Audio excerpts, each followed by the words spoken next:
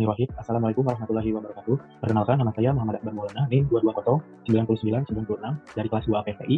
Di sini saya akan memaparkan penjelasan cara kerja rangkaian komputer yang memenuhi salah satu tugas sistem digital dan mikroprosesor. Nah, sebelum memasuki penjelasan tata cara kerja rangkaian komputernya, di sini saya mempunyai beberapa project plan. Yang pertama ada pengertian rangkaian komputer, yang kedua jenis-jenis rangkaian komputer, yang ketiga cara kerja rangkaian komputer, yang keempat jenis-jenis rangkaian komputer menurut hitungan, yang kelima contoh program simulasi rangkaian komputer dalam electronic workbench, yang keenam contoh rangkaian komputer dalam kehidupan sehari-hari, yang ketujuh kelebihan dan kekurangan rangkaian komputer. Nah, langsung saja saya akan menjelaskan yang pertama apa sih pengertian rangkaian komputer. Rangkaian komputer merupakan disebut juga dengan pencacah atau penghitung, yaitu rangkaian logika sekuensial yang digunakan untuk menghitung jumlah pulsa yang diberikan pada bagian masukan serta dinyatakan dengan bilangan biner. Konter tersusun atas sederetan flip-flop yang dimanipulasi sedemikian rupa dengan menggunakan peta Karnaugh sehingga pulsa yang masuk dapat dihitung sesuai rancangan. Dalam perancangannya, konter dapat tersusun atas semua jenis flip-flop tergantung karakteristik masing-masing flip-flop tersebut. Konter atau pencacah berfungsi juga untuk menghitung atau mencacah banyaknya ringloop jam sistem sebagai pembagi frekuensi serta pembangkit kode biner. Nah, rangkaian konter juga di sini merupakan jenis rangkaian khusus dari register yang biasanya dirancang untuk mencacah atau melakukan perhitungan biner dan menghitung berapa jumlah masukan clock untuk setiap masukan yang diberikan. Rangkaian pencacah ini dibedakan menjadi dua mode. Yang pertama ada mode counter up dan juga mode counter down. Nah, selanjutnya di sini saya akan menjelaskan jenis-jenis rangkaian counter. Yang pertama ada rangkaian counter mode 60, yang kedua ada rangkaian counter mode 24. Apa sih yang membedakan dua rangkaian counter ini? Nah, kalau yang rangkaian counter mode 60 ini biasanya sistem pencacahnya yang maksimal adalah 60. Artinya ketika sudah mencapai angka 60, yang ditampilkan adalah angka 00. Nah, begitupun dengan rangkaian counter mode 24. Apabila sistem pencacahnya yang maksimal cacahannya adalah 24, maka ketika dia sudah mencapai angka 24, yang ditampilkannya juga angka 00. Nah, selanjutnya di sini saya akan menjelaskan tentang asynchronous binary counter dan synchronous binary counter. Nah, asynchronous binary counter juga terbagi menjadi tiga. Ada asynchronous binary up counter, yaitu cara menghitung bilangan biner dengan urutan dari bawah ke atas. Yang kedua ada asynchronous binary down counter, yaitu kebalikan dari up counter yang menghitung bilangan biner dengan urutan mulai dari atas ke bawah atau dari besar ke kecil. Nah, selanjutnya ada asynchronous up down counter, yaitu membutuhkan suatu sistem digital atau disebutnya suatu alat pencacah juga yang menghitung ke atas dan bisa juga menghitung ke bawah.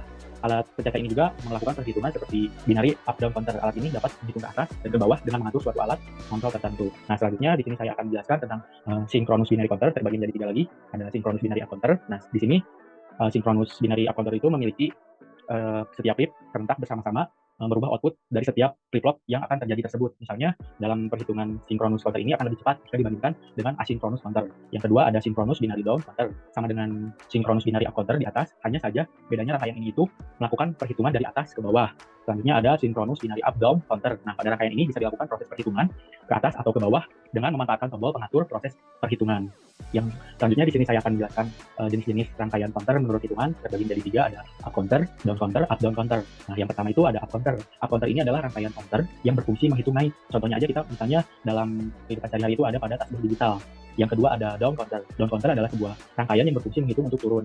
Nah, counter jenis ini pun dapat ditemukan di jalan atau di lampu lalu lintas, di mana bilangan akan dihitung mundur sampai angka 0. Nah, yang ketiga ada up down counter. Up down counter adalah suatu rangkaian counter yang berfungsi untuk menghitung sampai dengan bilangan tertentu. Cara kerja counter ini pun akan mereset atau mengembalikan hitungan ke angka 0 setelah mencapai angka tertentu tersebut. Nah, selanjutnya di sini saya akan memaparkan contoh program simulasi rangkaian counter dalam electronic workbench. Ini merupakan sebuah rangkaian counter dalam sistem atau dalam aplikasi electronic workbench.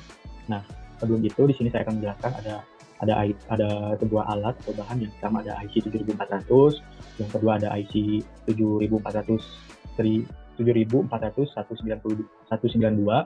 Nah, di sini juga ada resistor, terus juga ada bitnya juga. Di sini saya memakai 1 Hz. Nah, baik, di sini saya akan menjalankan sistem rangkaian counternya. Nah, ini merupakan sistem up counter.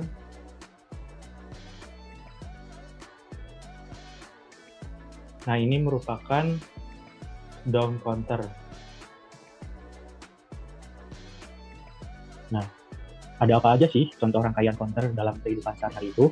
Nah, yang pertama, biasanya sistem rangkaian counter ini digunakan dalam operasi aritmatika, pembagi frekuensi, penghitung jarak atau disebut odometer, terus ada penghitung kecepatan atau speedometer.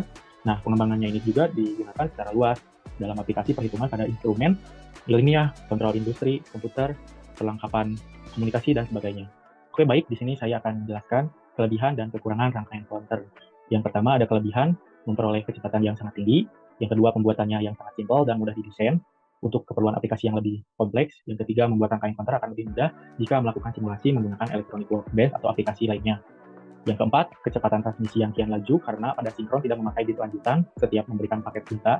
Yang kelima, perbandingan signal log pengirim dan penampung tidak bercengkrama, terjadi masalah lebih rendah. Kekurangannya, yang pertama, membutuhkan sedikit penambahan gerbang logika. Yang kedua, kecepatan yang dihasilkan kadang tidak stabil. Yang ketiga, ada kemungkinan terjadi masalah yang membutuhkan sinyal clock yang besar untuk menampung paket data secara bersamaan. Yang keempat, kecepatan transmisi rendah dan memerlukan sinkronisasi ujung ke ujung dari karakter data yang akan diberikan atau diterima. Demikian penjelasan yang saya sampaikan. Kurang lebihnya mohon maaf. Terima kasih. Wassalamualaikum warahmatullahi wabarakatuh.